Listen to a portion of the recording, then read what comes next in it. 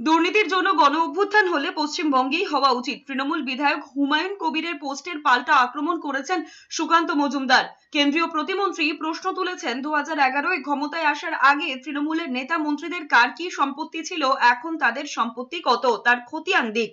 তৃণমূল কংগ্রেসের বিধায়কের আগে সেই জন্য দুর্নীতি নিয়ে কথা বলতে শুরু করে দিয়েছে গণ অভ্যুত্থান নিয়ে। দুর্নীতির জন্য যদি গণ অভ্যুত্থান কোথায় হতে হয় তা পশ্চিমবঙ্গে হবে।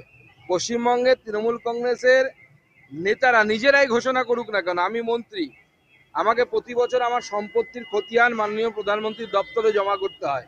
তৃণমূল কংগ্রেসের নেতারা 11 সালে ক্ষমতায় আসার আগে কার কি সম্পত্তি ছিল, বর্তমানে নিজেরা এবং নিজেদের আশেপাশে ছেলে মেয়ে বউ বন্ধু শালী এদের নামে কত সম্পত্তি হয়েছে তার একবার লেখাজোখা দিক না, বাংলার জনগণ দেখুক।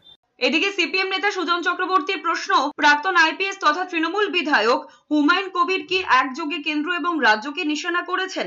দুর্নীতিগ্রস্তদের সতর্ক হতে বলেছেন সুজন চক্রবর্তী। তার কথায় এখনকার যুব সমাজ সব দিক থেকেই সচেতন। এমএলএ হুমায়ুন কবির একসময় পুলিশের অফিসার ছিলেন, আইপিএস।